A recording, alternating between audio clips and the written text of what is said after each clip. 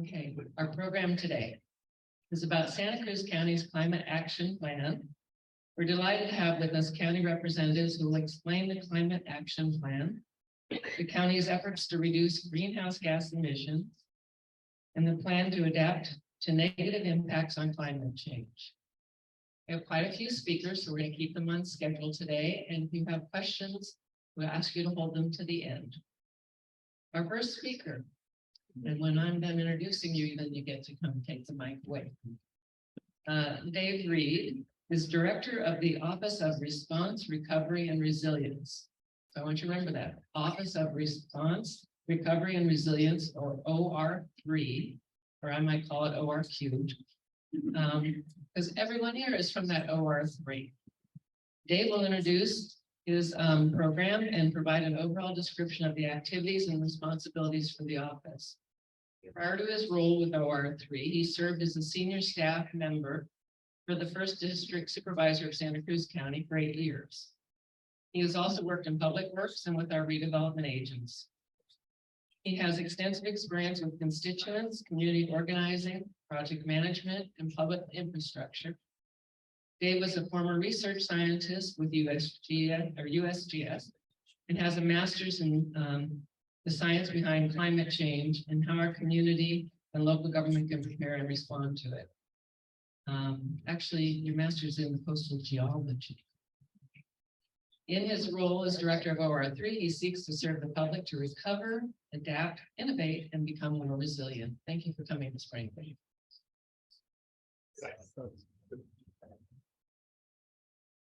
Good morning, everybody.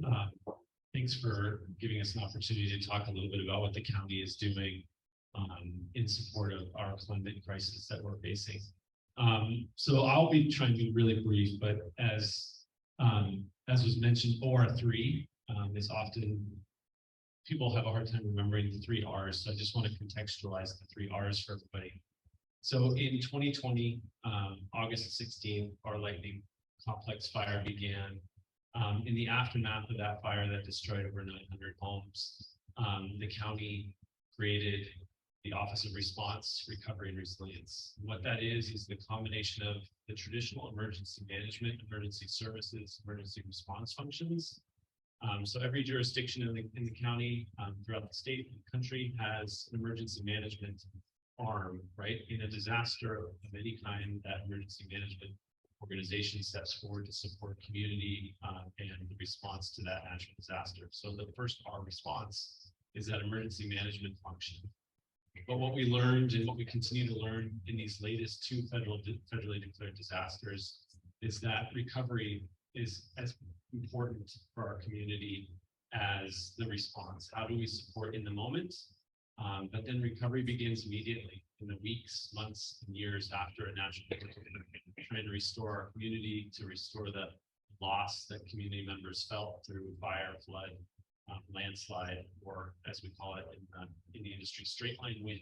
That's what they're calling this latest series of storms, bomb cyclones, and all that. So recovery is an integral part of the response part. So that's our second R. And then our third R, and what we think here in our office is, as a continuum, is that resilience part, right? So if we're just in the space of responding to and recovering from disaster, we're not addressing the root cause, what we know to be the root cause of most of our disasters, with the exception of earthquakes, which hopefully we don't have any of those anytime soon, is really climate-driven disaster, right? Climate-driven wildfires, climate-driven atmospheric rivers, and things of that nature. So we really want in our office to think holistically about all 3 of those things, because the integration of those things, I think, will make our community more resilient, make us better prepared to respond to and react to natural disaster. And so that's where those 3 R's came from. And that's why it's easiest just to remember OR3 or ORQ, but it's response, recovery, and resilience. So with that, I'll stop and I'll pass it off. I think you're going to do the introduction. Thank you. Our next speaker is Tatiana Brennan. a senior administrative analyst in OR3. There is going to be a test at the end, so you have to tell me what the R's stand for in the right order. She is working towards making climate action accessible to all our community with a focus on those that are most impacted by changing climate. Tatiana holds a BA in anthropology with an emphasis on cultural ethnographies and a master's degree in social welfare from UC Berkeley.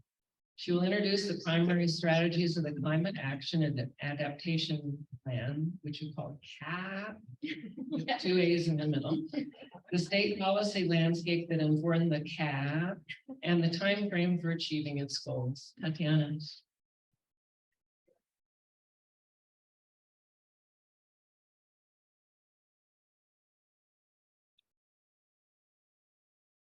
Hello. I'd like to start by just acknowledging that the 2022 CAP is really an update of the 2013 climate action strategy that we already had in this county. And I want to let you know, before I go into the CAP, that you can rest assured that your public servants have been working very hard on addressing climate change. So the primary goal in that plan was to establish Central Coast Community Energy. We call that 3CE. And the point of that was so that our community members did not have to rely on PG&E. They could get clean electric energy. And that started here in this county, and now it's become a regional organization. So I want to acknowledge that. I also want to acknowledge that the county has installed solar panels and is using heat pumps.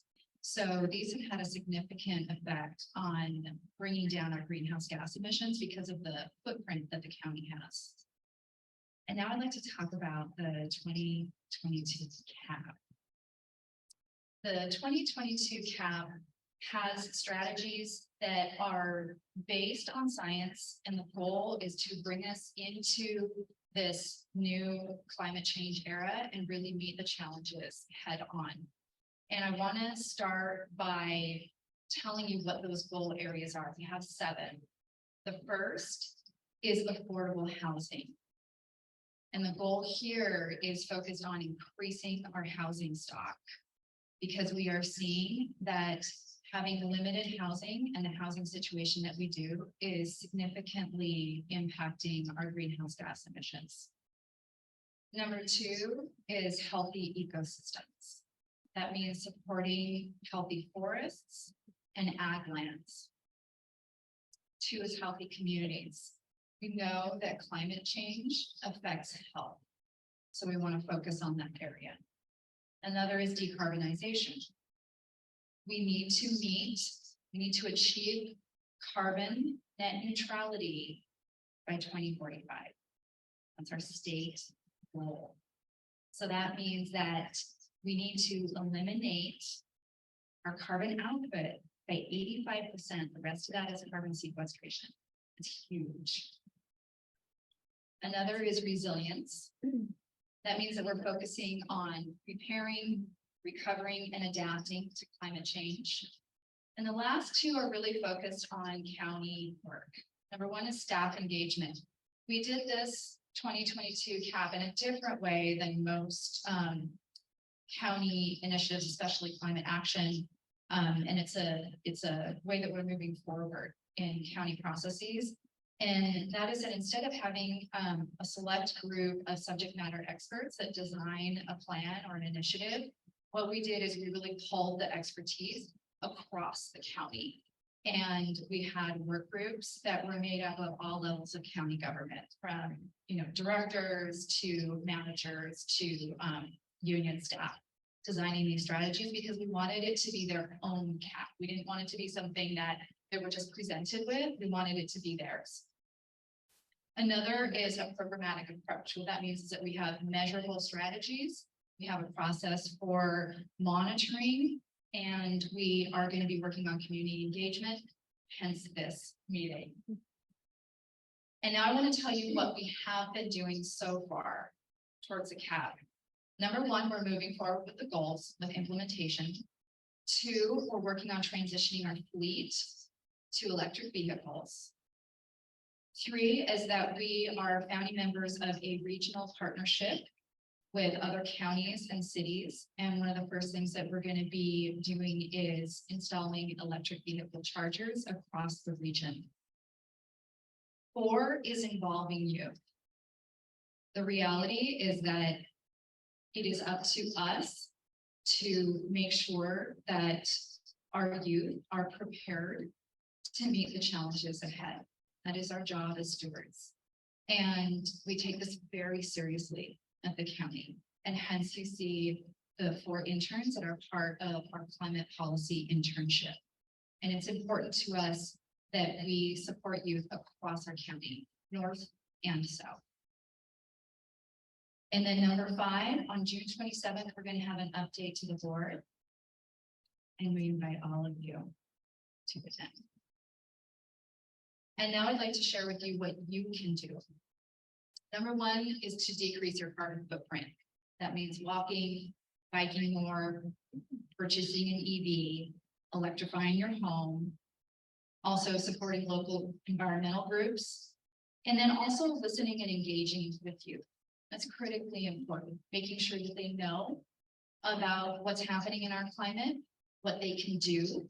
And I would also like to invite you not just to listen to the students, but to talk with them afterwards. See if there's some way that you can offer any mentorship, if there's any way that you can make connections for them to facilitate their leadership role in climate, because they are hungry for it, they are talented, and they are willing to take the challenge. And I would like to just briefly tell you what they're all going to be speaking on. Kathleen is focused on adaptation, and she will walk you through our story map. If we can access it, if we can't, she's going to talk to you about what's in there. Ian Nieves is going to talk about climate change impacts on South County, as seen with this most recent storm. Rowena Bush is going to provide a bird's eye view into our housing crisis and the relationship to our decreasing greenhouse goals, decreasing our greenhouse gas emissions. Jennifer Hernandez is going to present the need for equitable policies to address climate change. And now I'd like to briefly address equity. For us, it is not just a word, it's really the entire key to really addressing climate change. And what I mean by that is that the things that I have asked you to do in terms of electrification are things that, and walking and biking are things that the wealthier members of our community can do. People that can afford to live in North County, people that can afford an EV, can afford to electrify. Half of our county are renters. That means that they can't electrify their home. And the cost of rent is so high that they often can't afford an EV. They can't install a charging station. So it's up to us to really think about how we can support the rest of our county and really think about landlords, because it's not just renters and we can't put the onus on them. We need to think about this. And our interns are going to touch on these issues. It's very important to us and we want you to know about it. And if there are any questions about how to become involved, we welcome that. And now I'd like to turn the presentation over to the interns. Yes, and I actually will turn it back over to our moderator who will introduce her. Thank you. Perfect. Thank you. Does anybody remember what the middle R stands for? Recovery, gold stars. Okay, we are excited to have all the interns here today. So thank you for setting this program up like this. Kathleen, who's going to be our first speaker, receives her master's in environmental science from CSU Monterey Bay in weeks from now. So congratulations. She holds a bachelor's in natural resources. It will be a bachelor's in natural resources and environmental science, the focus on fish and wildlife conservation from the University of Illinois at Urbana-Champaign. Is that how I say it? Close? Okay. With over a decade of field and lab experience, she has seen the effects of climate change in wildland habitats, and wants to pursue solutions through climate policy. So thank you, Kathleen, for joining us today.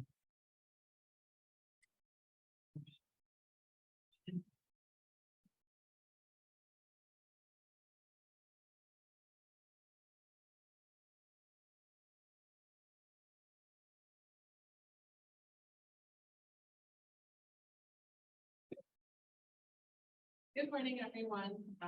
Thank you for the introduction. My name is Kathleen McLaughlin, and I'm grateful for the opportunity to talk with you all today.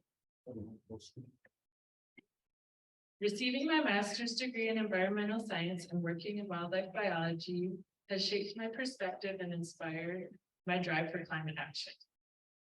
On a personal level, climate action is important to me when I envision my future and consider the possibility of building a family once I further establish a career. And it is a major factor in what our future will look like. It contributes to a lot of uncertainty. My sister is an environmental scientist as well, and we go back and forth on bringing children into this world. If it would be inhabitable enough to even do so, morally, there's just a lot going on right now.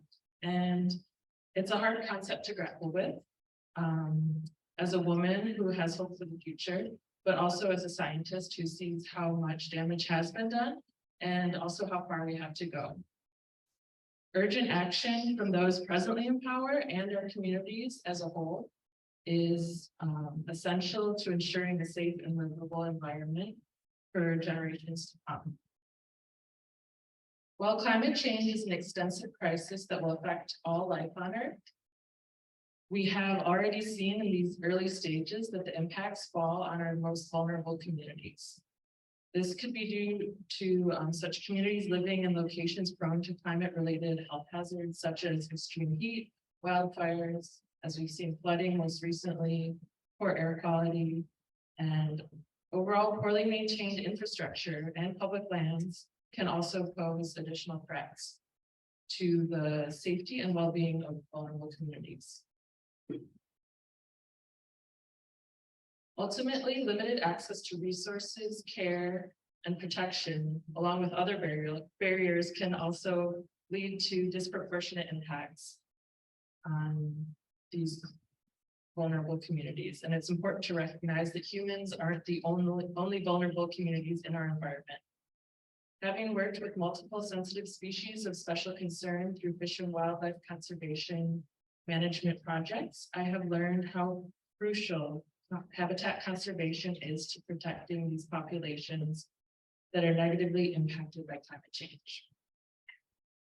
So my contribution to the CAP was an interactive story map created alongside with our consultants and Jenny Gomez with the county. And this tool uses GIS. So a story map allows the public to engage with this important climate initiative, and it makes this information accessible to the public.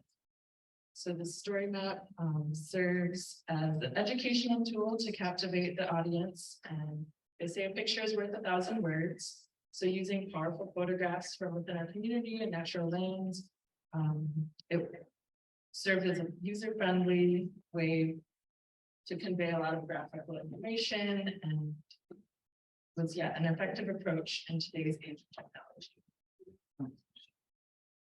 So I was going to walk you through an overview, but the link is posted on the county website, I believe, or if you just do a Google story map, County of Santa Cruz CAP. Some of the highlights on the story map were climate change sensitivity. There are a lot of really powerful images and information there, and also reimagining neighborhoods. So we're looking at over time how our land use has changed, and this tool can answer a lot of questions. We see land use change from pre-colonization, kind of this sustainable way of living in harmony, to present day, just a lot of urbanization, and envisioning our future, the potential of 15-minute cities, the idea of building up, not out, to reduce urban sprawl. And so what can you do to support infill housing development? This is a really wonderful solution, not only to reduce greenhouse gas emissions, but also to curb urban sprawl, which impacts all sensitive species.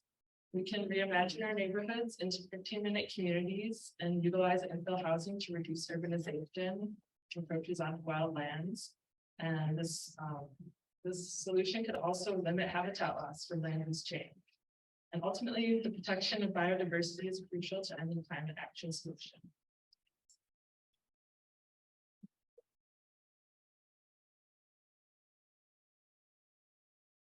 This program is recorded. We'll have the link on our website for her story map. Sorry, we couldn't pull that up for you. Good job. All right, the first R of R3. Response. Just check. Our next speaker is Ian Nieves. And he will address storm impacts on South County, especially impacts experienced by those without the infrastructure resources to recover easily.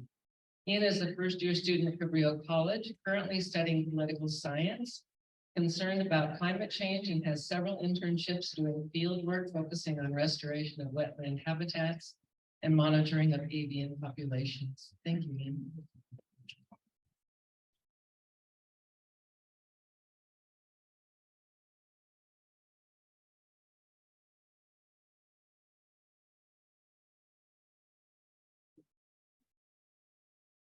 Good morning, everyone. My name is Ian, and I am grateful to have the opportunity to speak in front of you all today. And I understand that we couldn't get the star map up, but Tatiana and Kathleen have still done a great job capturing the core of the climate action and adaptation plan. And so I would like to change gears with you all and talk to you about a couple of different subjects. One is my capstone project, which is an intern-led project that is going to address some aspects of climate change as well as employment opportunities in the future. Another thing that I would like to talk to you all about today is the storms that occurred recently and have heavily impacted our community. I have been blessed with the opportunity to work along all of these folks on such an important subject. Climate change has affected the entire world, and I'm grateful that our community has come together and had our government create new climate action plans for the future. And as my internship has developed, one thing that I have grown to fear is that the door will close behind me. I want for new students to come into the county, for new students to enter this political world. And so for my capstone project, one of the things that I am hoping to achieve is receive grant funding to create a new position that will hire 2 interns from Santa Cruz County and send them to New Zealand so that they can help expand our global community and create new ideas for addressing climate change. Thank you. I want this to be an opportunity for future students to reach out and learn about government policy, about climate resilience, and gain valuable leadership skills that I have learned from the people that brought me into government. And I would also like to take this opportunity and encourage you all to bring in students with you as well. And I don't mean this on just a professional level. I mean this at a human and deep level. I would appreciate it if you could connect with them emotionally and teach them about the struggles that you have had and show them that not everything is going to come easily, and it's going to be hard. But at the end of the day, the struggle is worth it. I think I speak for all of us when I say that the recent winter storms have devastated our community, especially in South County. Pajaro River flood, as well as the floods in Capitola have devastated homes, buildings, and businesses.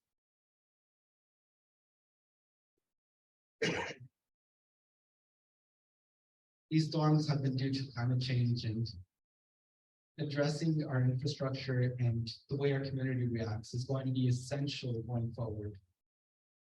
It may be a difficult concept to grasp and something that I have problems with myself. And it is going to be a matter of fact that we are going to have to live in a world that has had permanent damage. Due to that, we need to increase our resilience. This is the time that we need to come together as a community and donate our time and effort to help recover.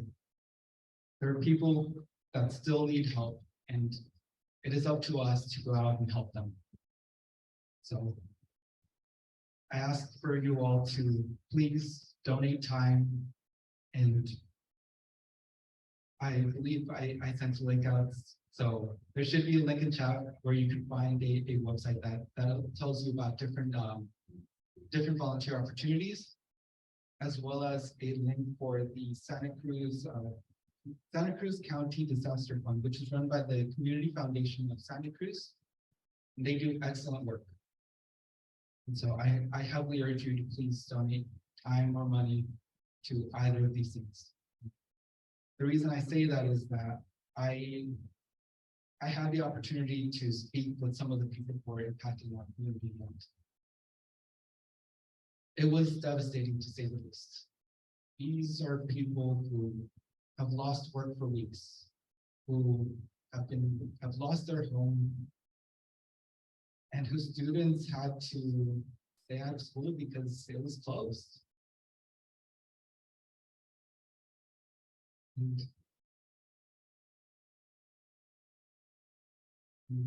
I know that I can't help them on my own. So I urge you all, please take on mentees, help bring in the youth into this new world, and donate your time and money to these organizations that will help improve our community. Thank you for listening to me.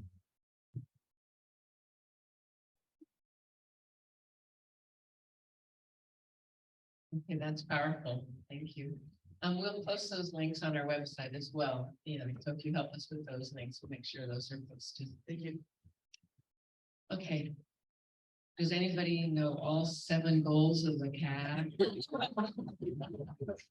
Can anybody give me one of the A's in the word CAD? Adaptation. Got it. Thank you. Our next speaker is Rowena Bush. Thank you. Rowena will address how the current housing situation inherently creates barriers to environmental actions that would limit emissions. She's interested in ambitious policies and communities of care to help make change happen. She receives 2 Bachelors of Arts from UC Santa Cruz in June of this year. Congratulations. One's in environmental studies and the other in politics. She's interested in environmental policy at the local and the international levels and has a strong passion for taking progressive action to find policy solutions to environmental problems. Thank you for joining me.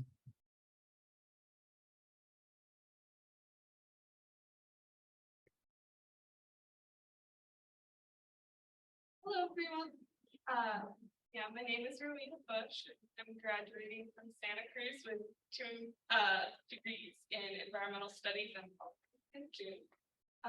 I'm extremely passionate about taking urgent and ambitious action on climate change and how local policies can influence that change, especially in a time when national policies are not doing enough to adequately slow the intensification of and promote adaptation to climate change. I believe there's a lot of good work that can be done on a local level to increase our community's resilience to climate change. However, there's some unique challenges that cities face in terms of funding and capacity that can limit their ability to properly implement adopted policies. And so considering that, during this internship, I've been working on a research project that explores factors that can hinder effective policy implementation, and found research that supports the fact that political will, government capacity, and funding availability all significantly influence the likelihood of a policy being implemented. I'm really passionate about this research topic because there's no benefit to creating ambitious climate policies like the CAP if they're just going to be sitting on the shelf. And so having an ambitious community ready to advocate for rapid action towards reducing our emissions is key to ensuring the climate action plan can be implemented successfully. And then on a more personal note, as a renter in Santa Cruz County, I've seen firsthand how the housing and climate crisis are linked. So during the pandemic in 2021, I moved back to Santa Cruz to start my junior year and was stuck trying to find an affordable place to live off campus. And this experience was extremely taxing as many places were unwilling to rent to students or had income requirements far above what a full-time college student could earn. With most listings requiring the tenant to earn 3 times the monthly rent. And some statistics is the average monthly rent for an apartment in Santa Cruz is $3,289 per month for an average of a 700 square foot apartment. Which under the standard income requirements of having to earn 3 times the monthly rent would require someone to have an income above 6 figures, specifically of $118,000 a year. And so these income requirements are standard amongst landlords in the region and have resulted in the exclusion of low-income people from our community. And during my search for housing, I was also aware that the further away I lived from campus, the more emissions I would be producing for my commute. And many college students and workers have to commute long distances into Santa Cruz for their classes and jobs. And so during the development of our CAP, we found that transportation made up the largest portion of the county's emission. And to address this, we wrote a strategy supporting building dense, affordable housing along transportation corridors in the county, which is a proven method for reducing transportation emissions. And as some of you know, the latest regional housing needs allocation plan called for 12,979 new units of housing to be built across Santa Cruz County. And so it's more important now than ever to have the community support for the many new housing projects that will come out of this process. Santa Cruz is a wonderful place to live, but it struggles to be inclusive and accessible to new residents. And people who aren't local and from the area. And people with varying income levels who might not be able to make 3 times the monthly rent. Often there are large amounts of opposition to new housing developments because they don't mesh with Santa Cruz's culture. And so there needs to be a radical shift away from this type of harmful thinking and towards an understanding that dense, affordable housing is a climate policy strategy that can be used to reduce emissions and grow diverse, thriving communities. And so in order to become a climate resilient community, we'll need to develop a community of care that focuses on stewarding our environment, welcoming new residents, and promoting non-exclusive housing policies.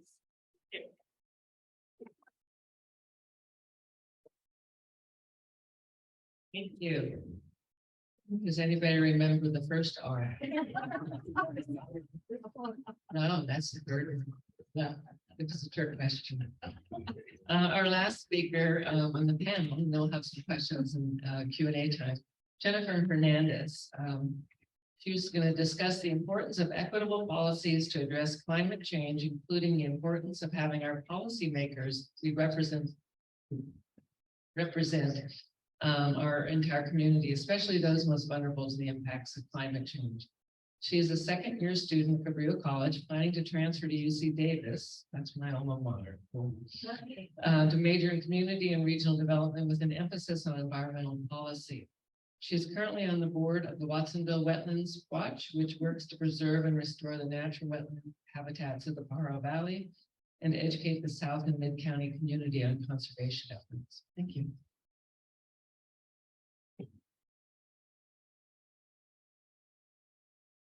Hello, everyone. I am Jennifer Fernandez, a climate policy intern who has worked with Tatiana on the climate action and adaptation plan, as well as on a separate project, my capstone project. It's titled Fields to Office. It results in bringing visuals from the agriculture land and people from South County to a wall display in the county governmental building. This project will take place at the Government Center on Ocean Street this year, 2023, and there are plans to move it to the new Nature Center in Watsonville.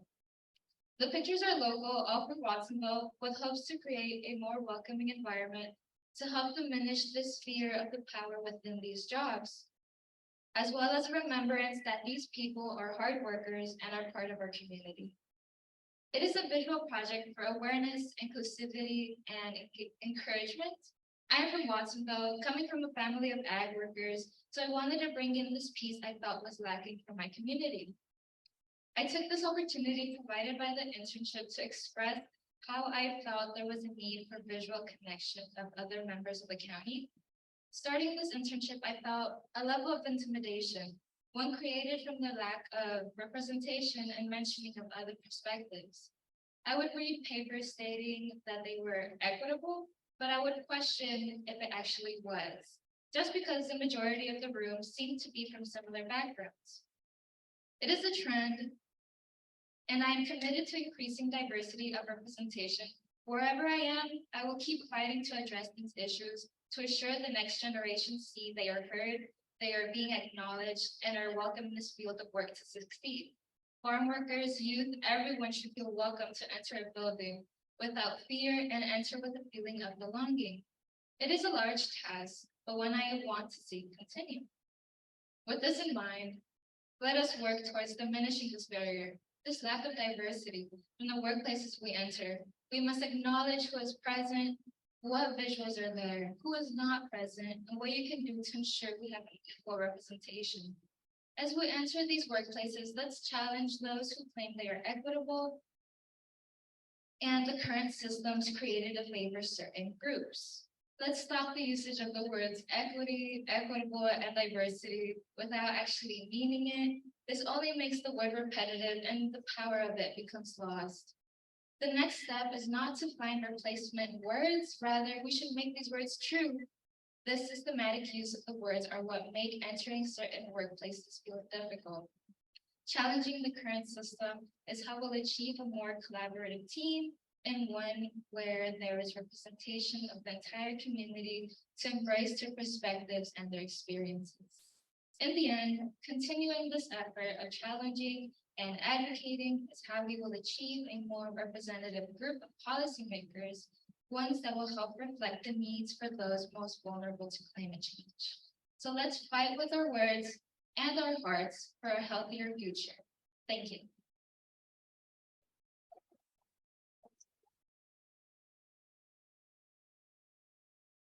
Thank you very much. I'm very inspired by having the four of you here. So, County, thank you for this great program.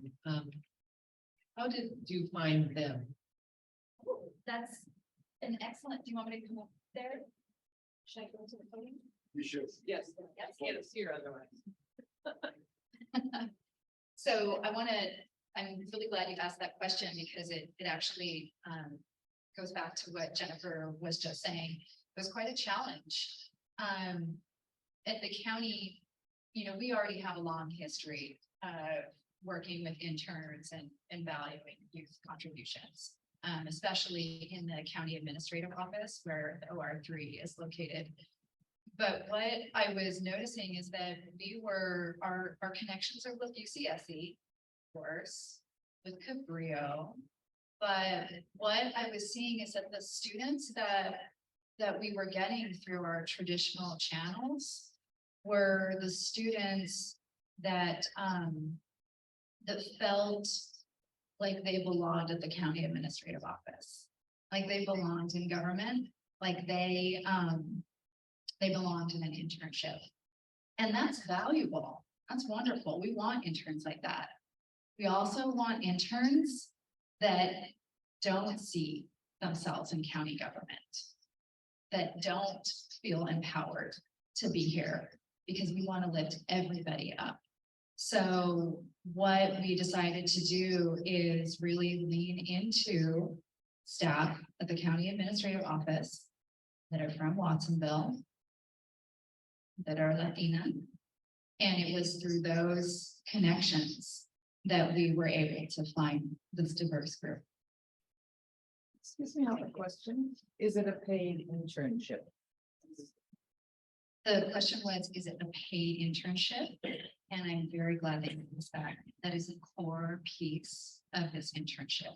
We wanted to make sure that it was accessible to all. And we know that unpaid internships promote a level of systemic inequity that we did not want to support. So thank you. But is it? Yes. Yes, it is. And not only is it paid, but it's a competitive salary. And it includes payment for benefits. Other questions in the audience, and we have Zoom. So I'll bring this microphone around to people. I want to start myself with a question. I noticed that when, Do you want to be on the camera, one of the two? well, you can't do that. Mike's over here asking the question. Go ahead. So I noticed when Tatiana described things we could do, that absent from the list of we could get electric vehicles, we could ride our bicycles with the law. Absolutely no mention of public transit.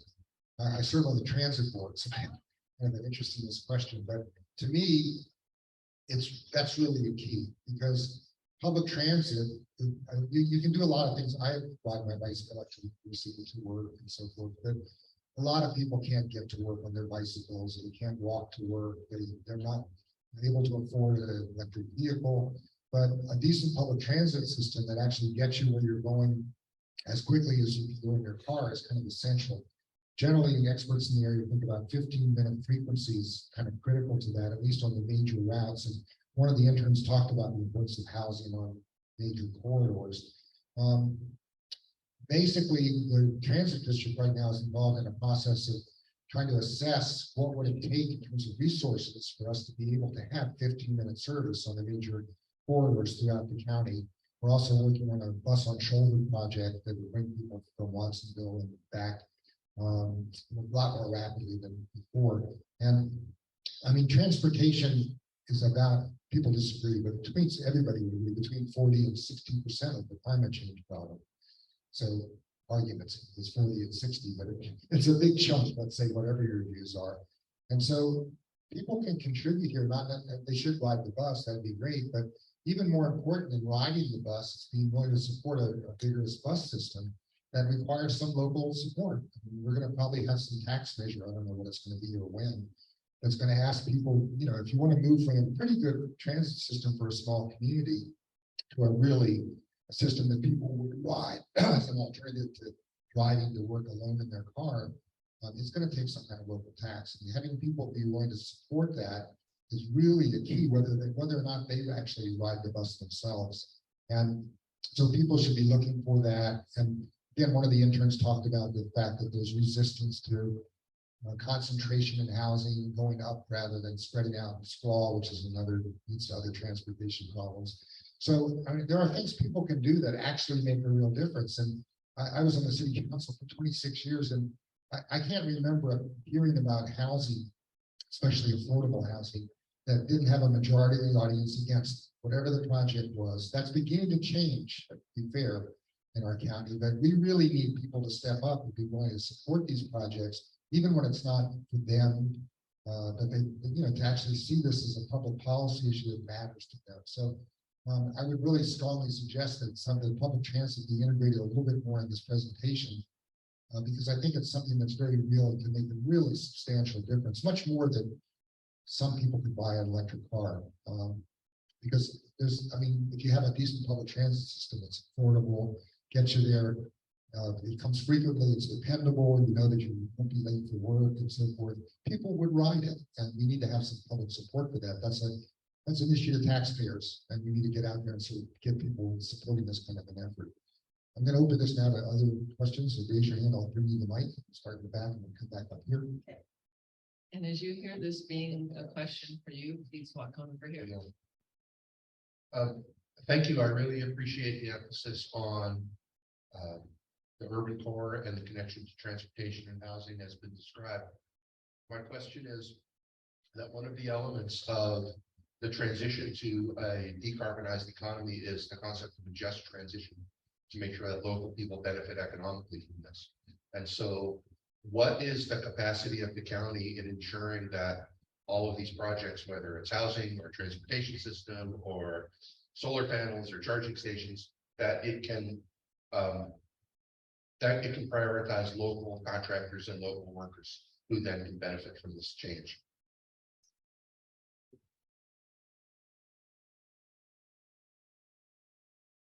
Thank you for asking that, because that's also a priority of ours.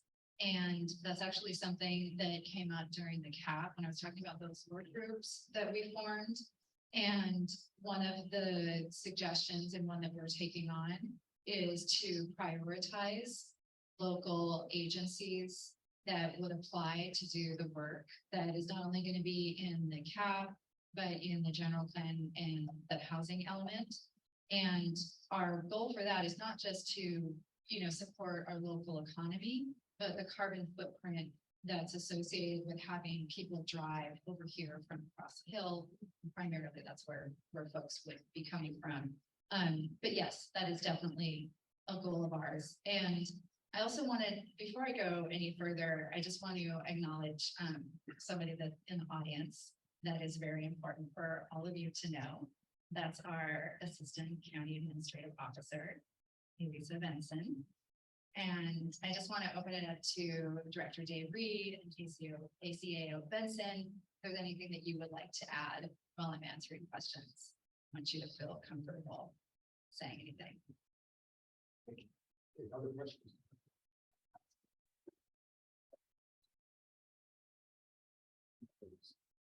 So I'm not exactly sure how to phrase this because it's kind of complicated. But I know that we have gone from depending on PG&E to this other organization that now is on my bill that I mentioned. So if we dealt PG&E out of the mix, who is going to be responsible for replacing the electrical transmission infrastructure that we are going to need if everybody has an electric home and an electric car? Who's going to go with that if we now have this ECE, I think that's what the initials are,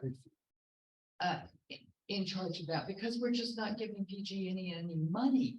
And to replace that infrastructure, they're going to need money, or somebody's going to need money. It's going to cost a lot of money. And this is very important to me.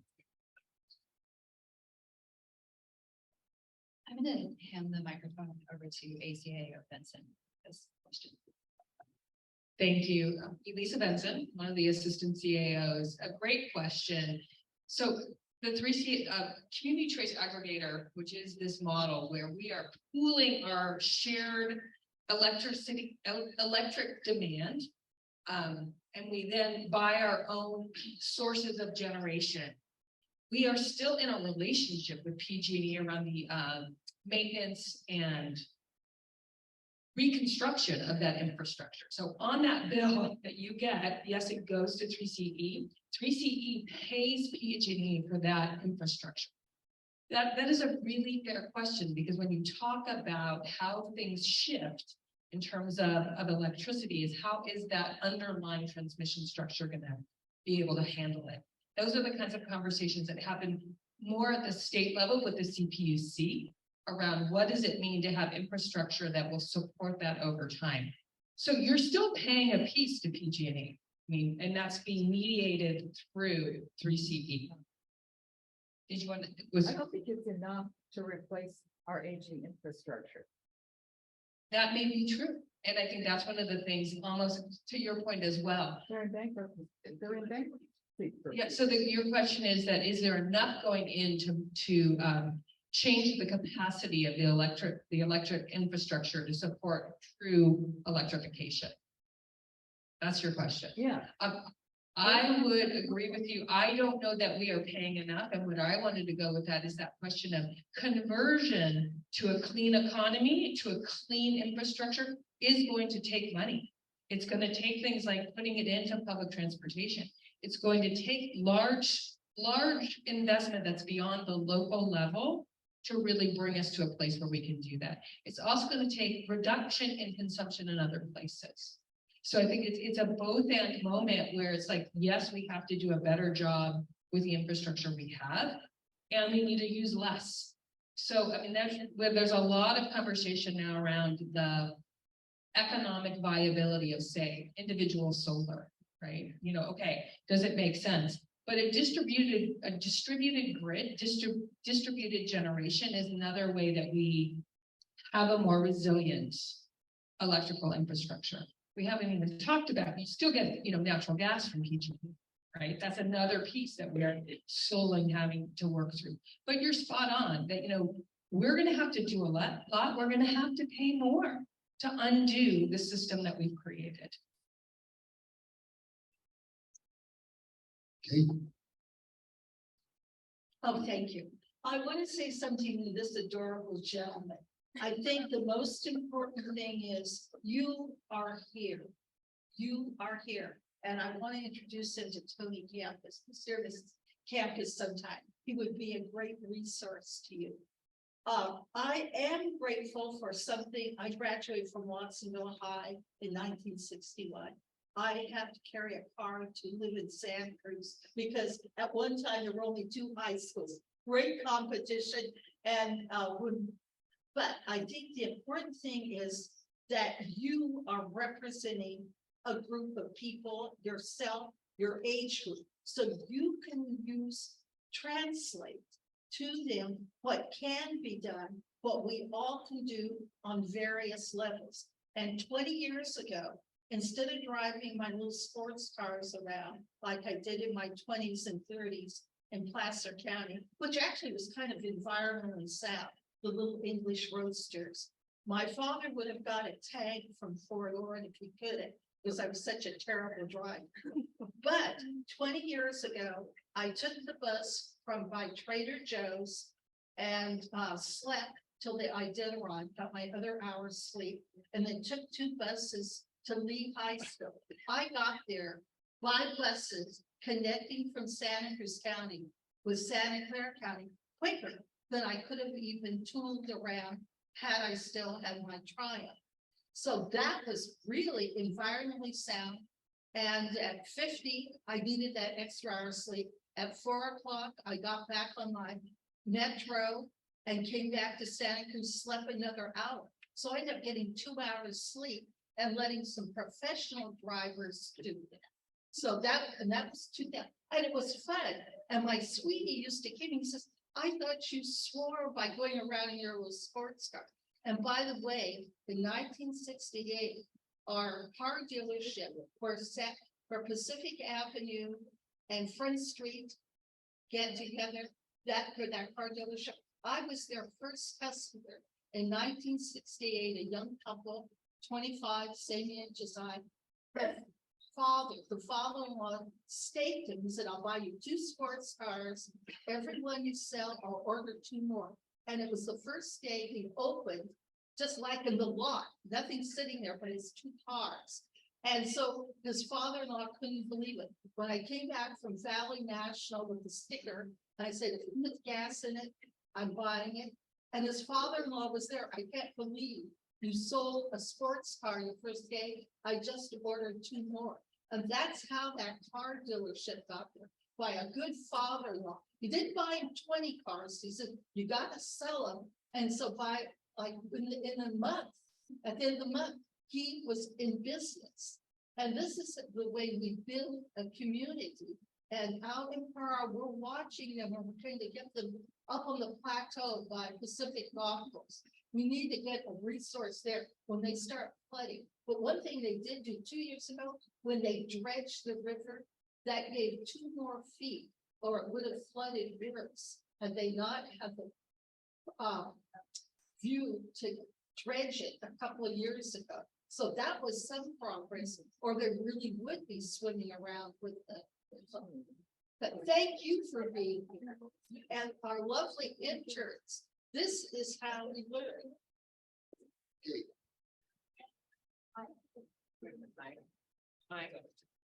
I just want to say thank you, and I think I agree with you with what you mentioned about being the link for other students. And that is actually something that I am extremely grateful for the opportunity that I had.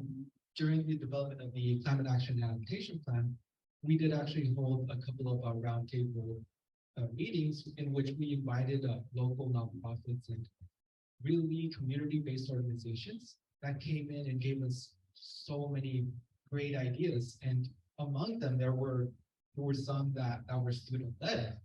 And so we had the opportunity to hear the voices of our youth. And I am extremely grateful that we have people in our government that are more than willing to listen, that want to listen to our youth. But explain to the grandparents, because we're older. And so for you and to speak in their language, to explain to them, because they may be older, but they're still intelligent. And so they're waiting to lead them. My turn. Oh, you're gonna hold it. Hey, I'm Kim DeSerpa. I'm on the board for Pajaro Valley Unified School District, and I'm super inspiring to have young people speaking to us today. So thank you all for being here. You all did a great job.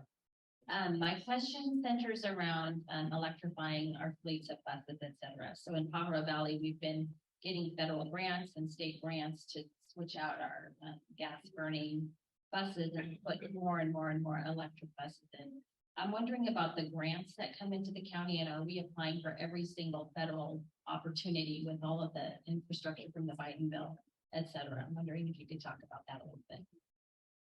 Actually, I'm going to transport and quickly respond to that. We're applying for every grant we possibly can. And we just got $40 million, a big portion of which is going to purchase additional electric buses. And we've now committed that we will no longer, the transit district will no longer buy buses that are either that are not carbon neutral, either hydrogen buses or battery operated buses. So earlier we had a plan, so we're moving our way towards electrification. Now we're hell bent on getting there in a hurry. And so we're applying, we have people that are working full time doing nothing but applying for these grants. So follow-up question is, as a district, we're like Santa Cruz looking at building some workforce housing on some of the properties that we own. And I'm just wondering, depending on how many units we're able to put up, will those units actually count towards the 12,000 units that the county is supposed to provide or mandated to provide? I don't know the answer to that. No, I'm gonna hand this over to Director Dave Reed. This is his area of expertise. Sure. So that number, that 12,000 number is, as was stated, encompasses all of the county. So all of the jurisdictions have a regional housing needs allocation number. So depending on where that housing is proposed to be developed and whether it requires a rezoning or not, it may be included in that number. So each city in the county has a number that we have to achieve in terms of available developable housing units. So the county is working on their regional housing needs as allocation in their housing element update now. Depending on where that property is, it may fall into the unincorporated county or the city of Watsonville. It may help get them to their number. So it just kind of partially depends on what land use policy is needed to accomplish that development, if there's a rezoning involved, as well as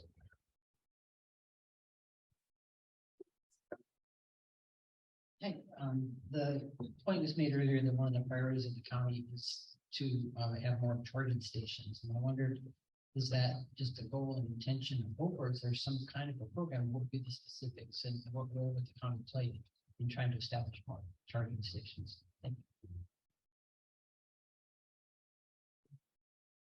So we're coming at this from two routes. So the county is working on a project, and Director Dave Reed is one of the principal partners on this project. And this project, the goal is to put EV charging stations on county property.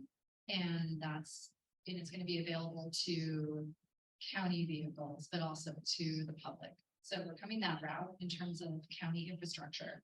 But then this regional collaborative that we're a part of, it's County of Santa Cruz, County of Monterey and County of San Benito, and then the cities, Santa Cruz, Watsonville, and Salinas, and then also Ecology Action.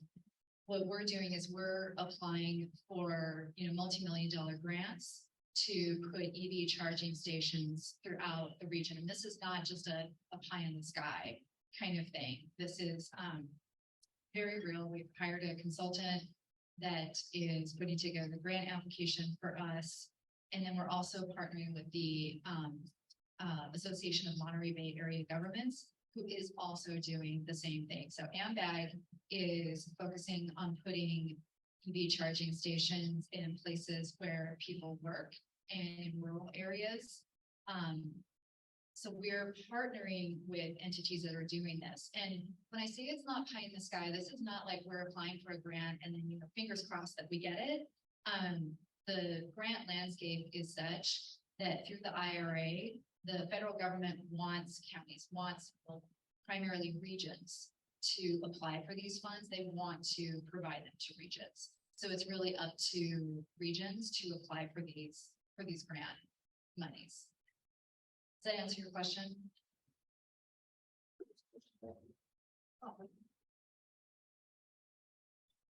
Yes, my question is just around CEQA and what the county's stance is on that. It seems like there's been a lot of discussions about loosening those rules. And, in the early days of CEQA, we thought that was going to be good. And obviously there's things that it's holding up. And I'm just wondering what the latest thinking is about that, to just get myself further up to date on the newest perspective and how it might be impacting what you're talking about today. Sure. So I'm going to answer that question in terms of the county's cap. And then I want to see if you might have anything to add to that, Dave. So our climate action strategy, our 2013 climate action strategy, was not a CEQA plan. This is not a CEQA plan. And we did a thorough analysis before we made that decision. And we consulted with our city partners, City of Watsonville, who does have a CEQA plan, and City of Santa Cruz. And what our partners told us is that it was more limiting than advantageous to have a CEQA plan. And the reason why is that the requirements were so stringent that they couldn't go straight into implementing strategies that fit where their jurisdiction was already. They had to backtrack and do things just to check boxes. And we didn't want to do that. We felt like we had made great strides with our 2013 plan, and we're already ahead of the curve and wanted to make bold steps moving forward. So that's where we are in terms of this plan. But Dave, is there anything you'd like to add to that? Sure. So I think the thing I would add is that CEQA has been a tool for many years to make development more complicated. It's been a mechanism by which one lens of the environmental movement has sought to stop development. So I think what we're trying, there are a number of organizations, the county being one of them, that are performing the CEQA analysis for many of the land use policies that we're working on right now. So the county adopted the first general plan amendment updates in over 20 plus years, the Sustainable Santa Cruz County Planning Update. And that had a CEQA component to it, just to identify the environmental impacts associated with those land use change policies. The Regional Transportation Commission is undergoing a CEQA process to look at both the development of the rail corridor, but also housing along that rail corridor. So environmental protections are still a very, very important part of our community's fabric. But what we need to do is recognize that we are not planning to build out in our urban or our rural community. We, as a community in 1978, with the creation of Measure J and the urban services line, have defined that line. But what we really need to do is recognize that the density needs to go up within that. And so those CEQA efforts that are being done by the county, by the Regional Transportation Commission, hopefully will address the acute impacts of a specific development and understand that holistically, it's better for us to build higher density in our urban environment than continue to push people to either more affordable rural or more affordable farther away, where then they have to transport themselves in via personal vehicles, because there is no bus service from Salinas to Santa Cruz that gets you here effectively and quickly. So it's not that we at the county or anybody in the community wants CEQA to go away, but we do need to reduce that development time so that we can get projects built, and those projects and those land use policies that are changing are trying to take care of some of that CEQA work up front, so that then the developer doesn't have as high a lift, both financially and temporally, developing the housing and the other things. That's very helpful. If there are folks online who have a question, they can put it in the chat and we will read your question for you. Meanwhile, there's some people here in the room who think more here. Anybody with a hand up?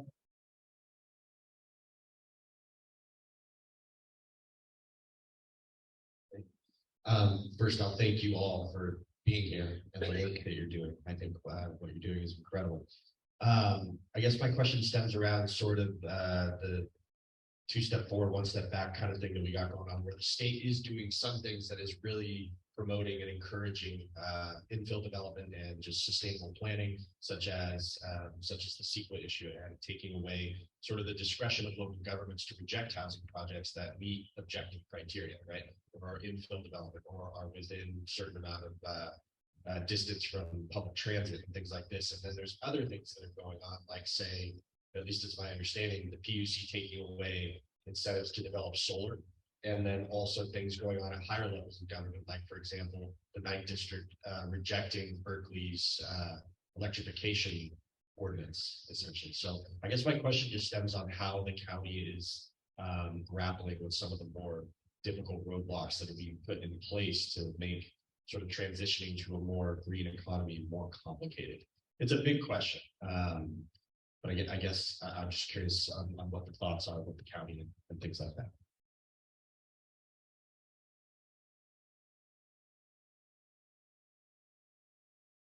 I don't know if you're gonna like my answer. It's one day at a time, one step at a time. I mean, the layers, the structures that we have in place today took decades to put in place today. So it is something where we all have to come together and have honest conversations about those things, honest conversations about why did we do that then? Who benefited from that? And what do we think about it today?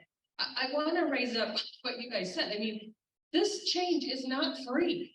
We're all going to have to lean in, and particularly those of us with privilege we need to, do a little bit more because we can. But I think it is one step at a time. As we look at, this, we cannot understate the update of our general plan. I mean, this is a big thing for this county to do, to say, we have to look at development differently in the unincorporated area. And it was a long time coming. And I think, Dave lived through the initial development of that sustainability plan, that chapter. And I think we were all geared and ready for potentially hostile and contentious moment when the board was going to vote on these changes. Like it was, because that was not an easy process to go through to start that change of mindset about what do we want our built environment to look like here. And we were just talking about this. It was a quiet meeting on December 13th, as we adopted the cap, and we did that same day. So something has changed in this community, a readiness to do things that seemed impossible before. It seems to be forward. So we're trying to, in this team, leverage that every day. I think one of the things I wanted the chance to share with this team is, before when you came, I've been doing climate related work for a long time in my old county in Washington State as well. And when we first were approaching these questions, we brought our engineers, we brought our scientists, because it was a technical question. We are now beyond that. We need them, they're part of it. This is a systems change. That's why we have someone who does systems change leading this, not an engineer. Engineers are on our team, but we have to look at how this is going to permeate through all of our systems and face those questions. So again, I'm not maybe being super specific because it's like, it's in the air, it's in the water. We have to like look at it in every step and give ourselves time, patience, grace, and bravery as we face this, because we are going to have to construct something different than we have today. Do you have any from online as well? I'm going to apologize in advance. This is not going to start with a question, but just an appreciation of all that you're bringing here. And is it Lisa? Lisa, I think it's really critical that we're starting to talk about the systems change in thinking that we all have to make. I think of the seed or the time that we go back to when a lot of this happened was in the 40s and 50s, right? And the transportation being one of the top 3 environmental impacts today. Changing that alone, we know a report by Harvard University in 2015 said that the #1 barrier out of poverty is a lack of robust public transportation or access to that. This was a huge study. So I'm just piggybacking on what Mike said earlier. Really essential that basically in the 40s and 50s, our country had the #1 public transportation system in the world. And that ripping out of all those systems and the sprawl that happened and the building not only undermined us economically because we can't keep up with the infrastructure improvements that have to happen. It also systematized racism and classism across our country. And we still feel that today because it costs 10 to 14K to keep a car. People can't afford it. Our elders and people who can no longer drive can't drive a car. So having a system that includes public transportation as a key component and the urban infill that builds up around them is our way out and thinking towards that future. We have to think future 100 years into the future, not 10, not 20, but 100 years. And how do we want that to look? So I apologize if that's not a question, but I urge us all to work together to think 100 years into the future. Thank you. Time for maybe one more question, Sandra? Oh, okay. Thank you. Very well done. You were taking a broad view that I think is really important as our candidates. And then narrowing it down to programs. I have just 2 little items that get down to a couple of specifics. One of them is regarding EV charging. One thing I've noticed, I'm an EV driver, and I do not depend upon public charging because oftentimes they're unreliable.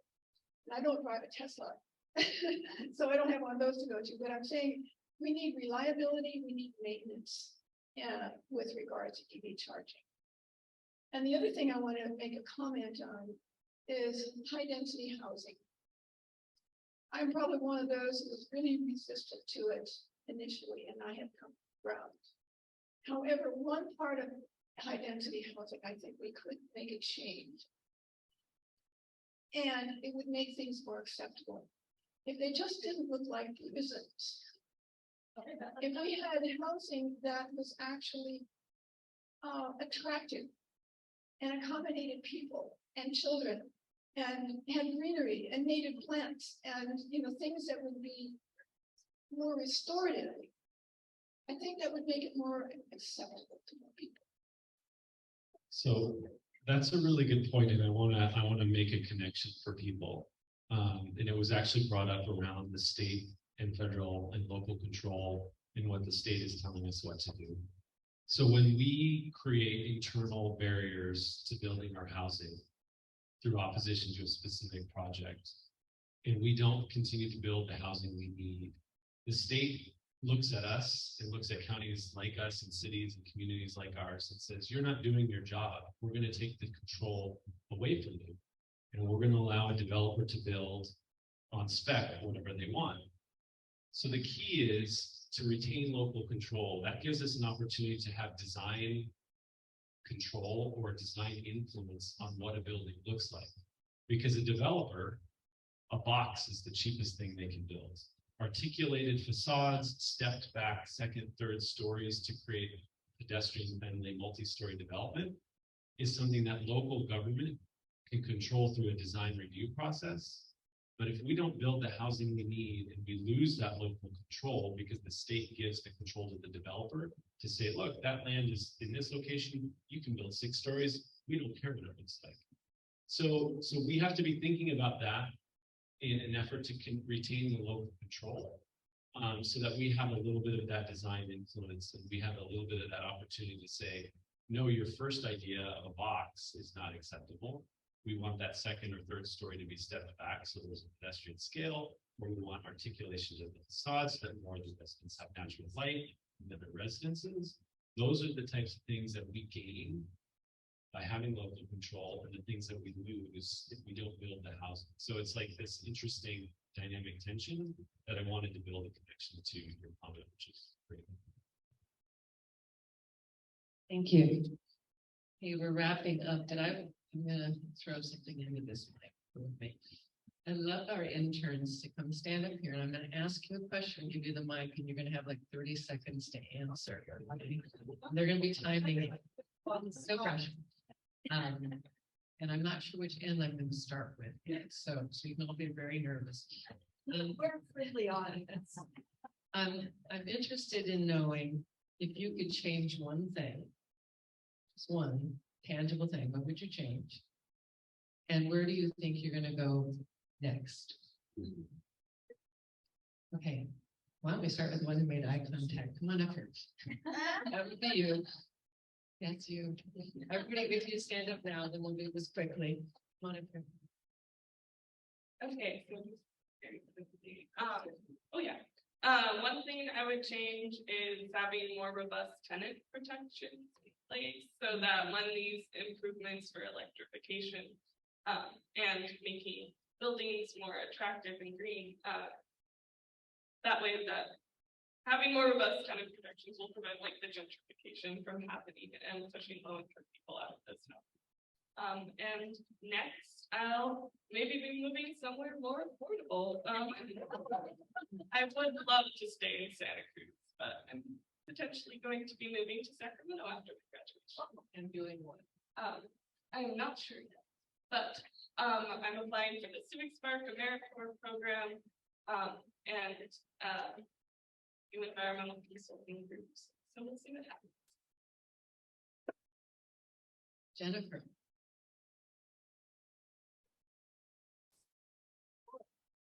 All right, well, something I would want to see or be changed is, okay, I'm a big plant person, greenery, flowers, that's me. So I would want to ensure that greenery is everywhere and it doesn't affect the cost of living here.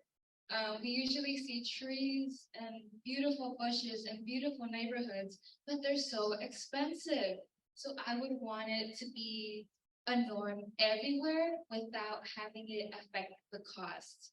And that would just be amazing coming from someone that absolutely loves plants and the colorful greenery from everywhere. And then for the future, I will be graduating from Cabrillo, attending Davis, and then considering grad school.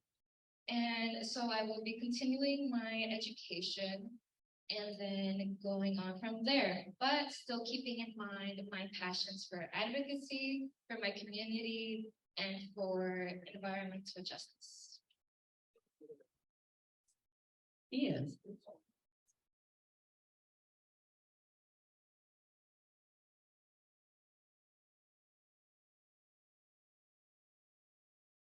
If I could change one thing, and I'm going to go and make this something that isn't necessarily feasible at the moment, but it's something that I would love to see.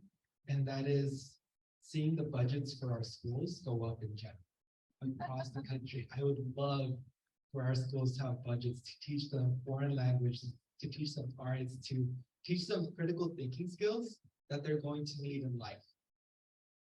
And so if I could change one thing, it would be increasing our education budget. And as for what I'm going to do in the future, If I'm completely honest, I don't know. What I do know is that I am extremely happy in a position to be able to help. And what I do know is that I want to continue to work for the public, to find an organization that is going to help grow my community and create a stronger community at the end of the day. That is what I want for the future. Thank you. Thank you.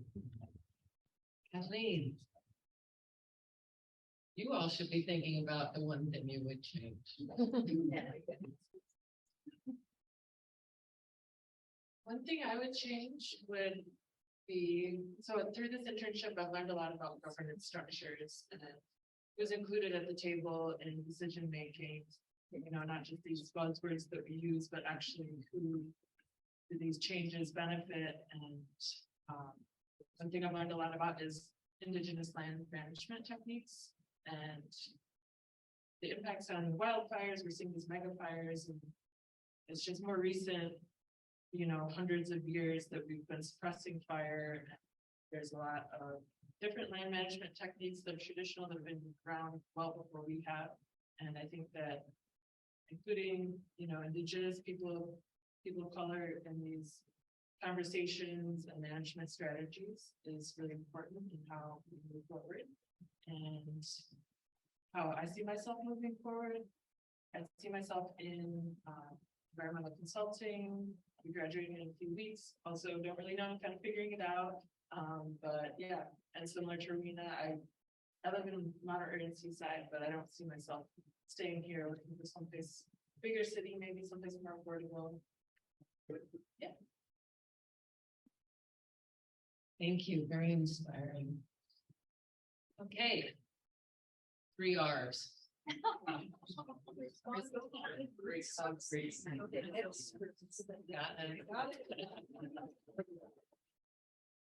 I want to thank all of you who presented, and thank you particularly for the work you're doing and for the work you will be doing to move forward.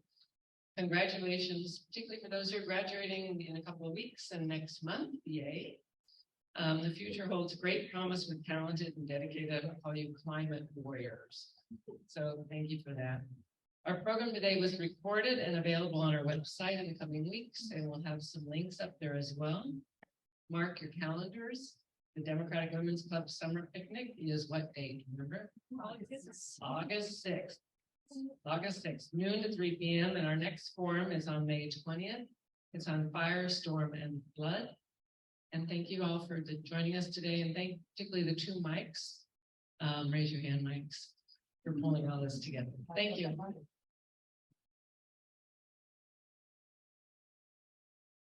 Where is the May 20th going to be? Will it be in this room?